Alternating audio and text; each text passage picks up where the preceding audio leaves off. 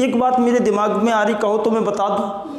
तो कुछ सबसे पहले बात क्या होता है, जैसे मैंने कहा कि आज हम लोग पढ़ेंगे यूज ऑफ देयर, या मैंने कहा आज हम लोग पढ़ेंगे टेंस। जैसे मैं आपसे कहूँ guys now I am going to teach you use of there, now I am going to teach you how to learn tenses, तो आपके दिमाग में क्या आता?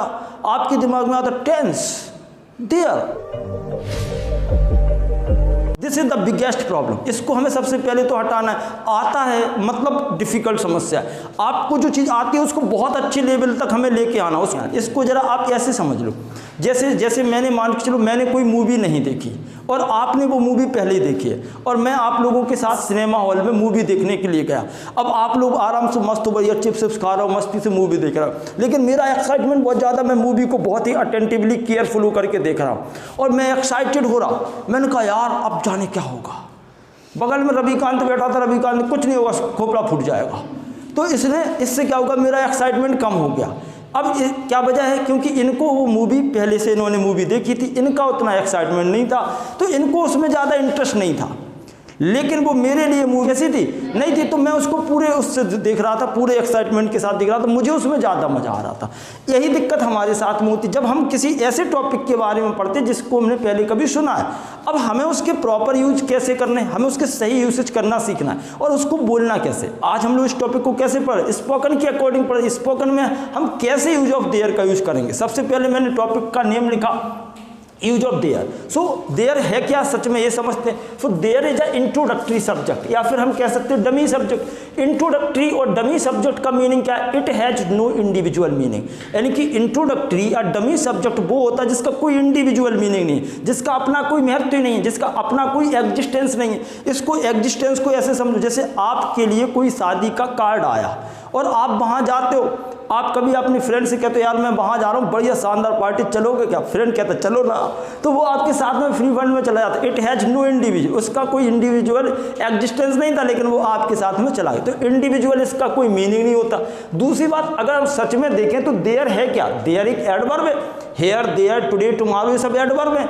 अब यहाँ पर ये देयर कैसा एडवर्ब है, प्लेस ऑफ एडवर्ब, जो हमें प्लेस के बारे में बताता। मैंने कहा नो नाउ गो देयर, वहाँ जाओ, तो वहाँ जाओगे तो किसी प्लेस पर ही तो जाओ। कम हेयर, यहाँ आओ, this is a adverb. Here भी एडवर्ब है, देयर भी एडवर्ब है। अब हम गाइस समझते हैं कि how to use there in the sentence. सबसे पहले मैंने शॉर्ट में बहुत लिखा है, जब किसी सेंटेंस में किसी वस्तु का, किसी नाउन का, प्रोनाउन का होना या ना होना पाया जाए, वहाँ पर हम देयर का यूज करते हैं। तो हमें इसको स्पीकिंग के अकॉर्डिंग बहुत ही आराम से समझना, ज़्यादा उसको डिस्क्रिप्टिव मोड पर नहीं ले जाना। So how to use there in sentences. जैसे सबसे पहले क्वेश्चन लिखा, एक राजा था।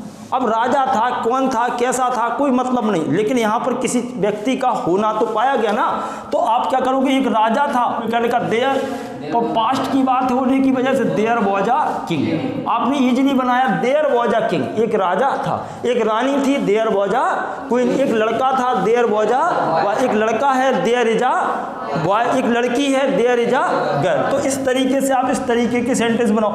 एक घर था, तो आपने फिर से लिखा there was a house. Next question है, मैं वहाँ था। अब यहाँ देखो, यहाँ ये डमी सब्जेक्ट है, इंट्रोडक्टरी सब्जेक्ट है, लेकिन यहाँ तो सब्जेक्ट में आए होगा ना, आई वॉज देयर, तो यहाँ पर ये देयर क्या होगा, एडवर्ब होगा। आई वॉज देयर, मैं वहाँ था। बोल कोई दिक्कत, कोई प्रॉब्लम, किसी को कोई कंफ्यूजन, कोई डाउट, कोई दिक्कत तो नहीं है भाई। तो आई वॉज देयर, मैं वहाँ था, क्लियर। नेक्स्ट लिखा, इस कमरे में 4 पंखे हैं। तो इसमें किसी चीज़ का होना पाया गया, नाउन क्या होना पाया गया। तो आपने क्या कहा, 4 पंखे हैं। कितने पंखे हैं, तो आपने लिखा there are 4 fans in this room. Next question है, किचन में कोई नहीं है। तो आप क्या कहो, किचन में कोई नहीं है, देयर इज नो वन या nobody, there is nobody in the kitchen, there is nobody in the kitchen. और यहाँ पर ये फुल स्टॉप आएगा। नेक्स्ट क्वेश्चन में लिखा, कमरे में कौन है। कमरे में कौन है, तो यहाँ तो देयर का कोई यूज है ही नहीं। Who is in the room. अब यहाँ पर देयर का यूज नहीं आया। आप इनके यूज कैसे करेंगे इसको समझो। जैसे मैंने कहा कमरे में कौन है, आपने कहा who is in the room. Classroom में कौन है, who is in the classroom. आपने कहा sir there is nobody in the classroom, classroom में कोई नहीं। Who is in the park, park में कौन है भाई, who is in the park. आपने देखा और आपने कहा sir I think there is nobody in the park, या there are many people in the park, there are many people in the park. मैंने कहा भाई छत पर कौन है, आप छत पर देखते हैं, फिर आप कहते हो sir my father is on the roof, और अगर कोई नहीं है तो आप क्या कहोगे, there is nobody, there is nobody, क्योंकि अब सब्जेक्ट है ही नहीं, there is nobody on the roof, छत पर कोई नहीं। इनको आप अपनी डेली लाइफ में कैसे शामिल करेंगे, इस टॉपिक को मैं इन सेंटेंसेस को बनाने के बाद जो आपको लॉजिक दे रहा हूँ, जो ट्रिक दे रहा हूँ, उसको उस लॉजिक को आप अप्लाई कर दो। आज के बाद देयर के यूसेज में आपको कभी दिक्कत नहीं होगी, आप you can make many more sentences by using there. कमरे में कोई नहीं है तो आपने क्या लिखा, देयर इज नो वन या nobody in the room, और ये सारे एडजेक्टिव सेंटेंस हैं, फुल स्टॉप आएगा, ठीक है। नेक्स्ट क्वेश्चन लिखा, इस गिलास में कितने विद्यार्थी। Now guys we are talking about कितने विद्यार्थी, तो ये काउंटेबल होने की वजह से आप क्या लिखोगे, हाउ मैनी बॉयज या हाउ मैनी स्टूडेंट्स। अब यहाँ are subject, are helping verb, there subject हो गया, how many students are there, तो कितने विद्यार्थी, आपने लिखा हाउ मैनी स्टूडेंट्स हैं, प्लूरल, आर सब्जेक्ट हो गया there, how many students are there.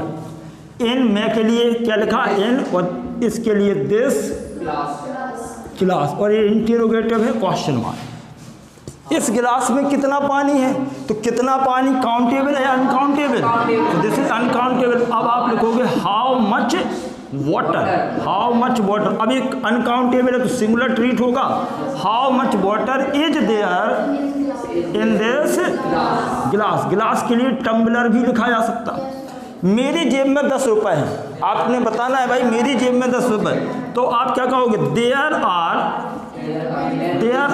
10 rupees in my pocket. अगर इसकी जगह पर ये लिखा होता मेरे पास 10 रुपए हैं, तो आप सीधा कहते आई हैव 10 रुपीज, ठीक है, मेरी जेब में 10 रुपए हैं, there are 10 rupees in my pocket. इस किताब में 200 पेज हैं, there are 200 pages in this book. Next question, कहानी में मजा नहीं है, जिंदगी में मजा नहीं है। आप कह रहे यार कैसे, आपसे पूछा गया भाई हाउ इज योर लाइफ कैसे चल रही, आप हमेशा एक ही बात बोलते, for it's fantastic, it's marvellous, it's awesome, it's amazing. आप कह सकते हो there is no fun in my life में बिल्कुल भी मजा नहीं है, माई लाइफ इज बोरिंग। अगर अच्छी है तो आप बोल सकते हो इंटरेस्टिंग। कहानी में मजा नहीं है तो आपने क्या लिखा, there is no fun in the story.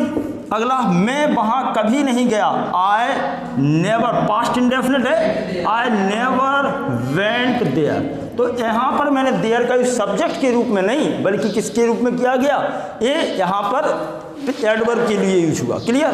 तो सो गाइस बस अब हम थोड़ा सा ये समझते हैं देयर के यूज प्रैक्टिकली कैसे करने। आपके पास प्रैक्टिस करने के 2 तरीके, सबसे शानदार तरीके। और कई बार कुछ लोग कहते हैं सर मैं घर पे प्रैक्टिस कैसे करूं, मेरे पास कोई पार्टनर नहीं, मैं किससे बात करूं। तो मैं आपको एक ही मंत्र देता हूं कि आपको किसी से मिलने की ज़रूरत नहीं है। क्लासरूम में वो इन्वायरमेंट हमें मिलता है, घर पर आपको आपसे बेहतर कोई नहीं जानता।